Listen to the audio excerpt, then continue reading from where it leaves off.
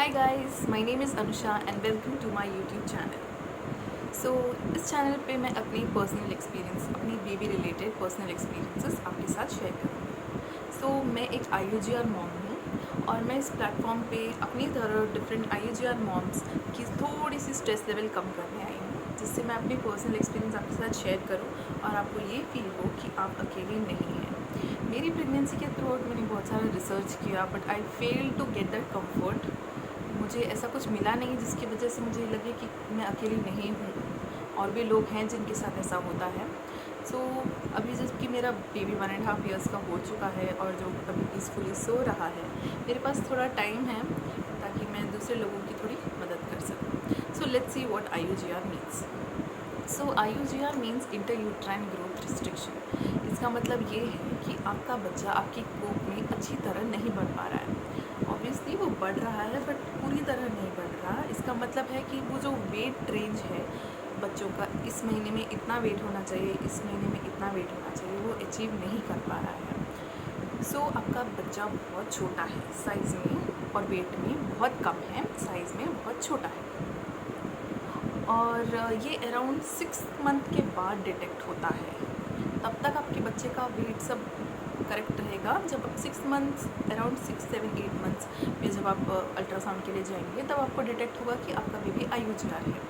कि सबके साथ नहीं होता है, बहुत कम लोगों के साथ ऐसा होता है, बहुत कम लेडीज़ IUGR मॉम होती हैं, और कुछ ज़्यादा नहीं, बस बच्चे का साइज़ बहुत कम है, वो अच्छी तरह नहीं बढ़ पा रहा है।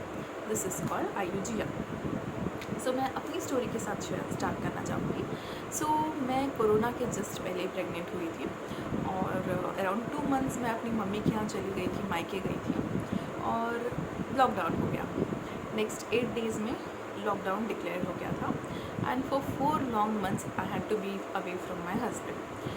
इस दौरान मैं बहुत स्ट्रेस में थी, दिन भर न्यूज़ देखती थी और कहीं कहीं कॉल लगाती थी, पूछती थी क्या प्रेग्नेंट लेडीज़ ट्रैवल कर सकती हैं, क्या फॉर्मेलिटीज़ है ट्रैवल करने के लिए, ये वो। It was really difficult, it's what very stressful. मैं दिन भर रोती रहती थी कि मुझे अपने पति के पास जाना है। मेरा स्ट्रेस लेवल बहुत ज़्यादा इंक्रीज़ हो गया था, और जब मैं 6.5 मंथ्स के आसपास जब मैं वापस आई फाइनली और मैं अपनी अल्ट्रासाउंड के लिए गई, then I was detected IUGR। Maybe because मैं बहुत ज़्यादा स्ट्रेस में थी। वो 4 मंथ्स अपने पति से दूर रहने का, लॉकडाउन, कोरोना, दिन भर न्यूज़ देखना, ये न्यूज़, वो बंद, ये बंद। उस वजह से मेरा स्ट्रेस लेवल बहुत ज़्यादा इंक्रीज़ हो गया था और मेरा BP बहुत ज़्यादा हाई हो गया था। After that my BP was super high. मेरी डिलीवरी के बाद तक मेरा BP बहुत ज़्यादा हाई था। मैं दिन भर गूगल करने लगी इस बात को कि IUGR क्या है, इससे क्या होगा, क्या मैं सिर्फ अकेली हूँ, मैंने पहले कभी इसके बारे में सुना नहीं है, मेरे घर पे नहीं सुना, फैमिली के फ्रेंड्स को, किसी को IUGR वर्ड यूज़ करते हुए कभी नहीं सुना था। मुझे ज़्यादा कुछ पता नहीं चला, जितना भी पता चला अपने डॉक्टर से पता चला, और मेरे डॉक्टर भी बोलते थे कि no it's fine, you will be fine, don't worry, don't take stress. How can I not take stress being a pregnant woman. और प्रेगनेंसी के टाइम आपके पास बहुत ज़्यादा खाली टाइम होता है, जो आप पूरी तरह स्ट्रेसफुल हो जाते हैं, दुनिया भर का स्ट्रेस अपने सर पे ले ही लेते हैं बिना चाहे भी।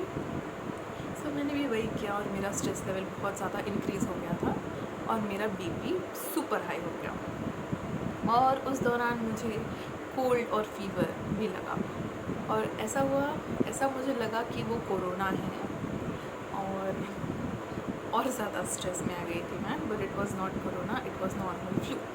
It went on for like 15 days. 15 days आपको अगर कोल्ड फ्लू हो और आप ये समझो कि कोरोना है या नहीं है, आप मेडिसिन भी नहीं ले सकते उस टाइम पे जब आप प्रेग्नेंट हो, तो बहुत ज़्यादा डिफ़िकल्ट हो गया था मेरे लिए। एंड फाइनली मैं ठीक हो गई थी, कोल्ड फीवर सब चला गया and I was fine. And then around 7th month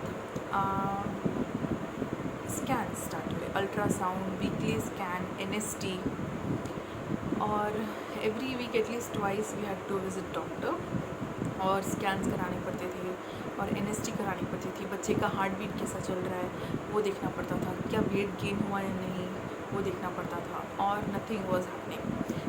heart beat was okay normal, but weight was flat. The curve should be ऊपर जाना चाहिए, but it was very flat.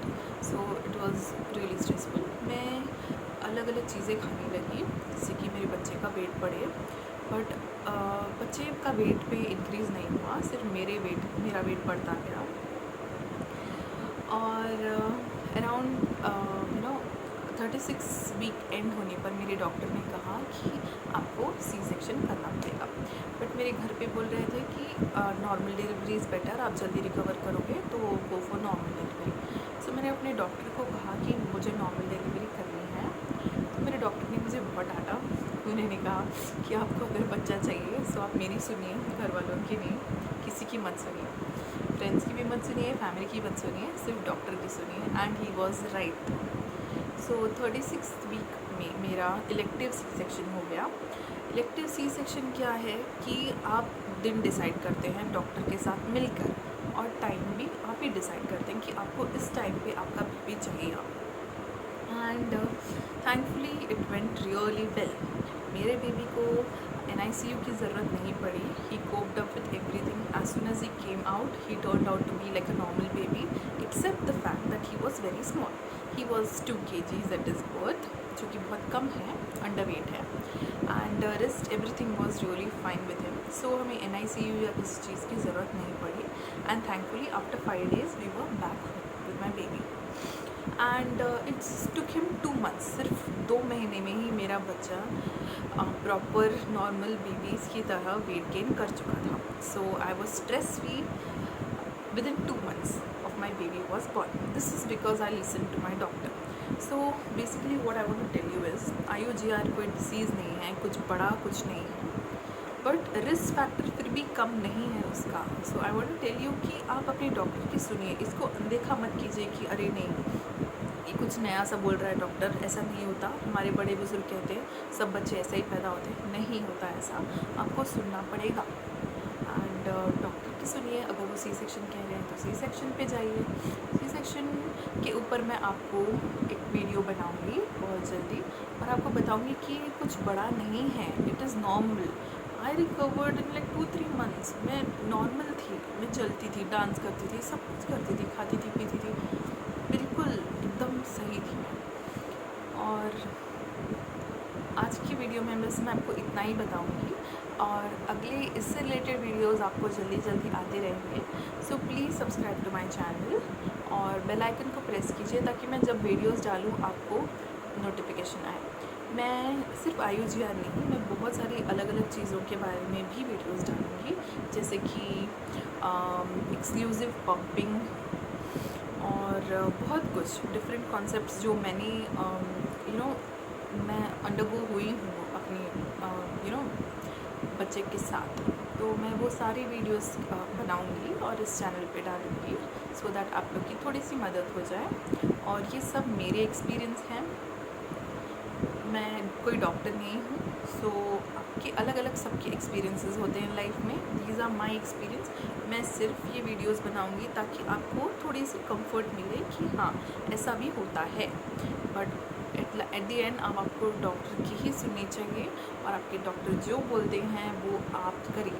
वही आपके लिए सही है, वही आपके बच्चे के लिए सही है. Thank you for listening to me. Thank you for watching my videos. Take care.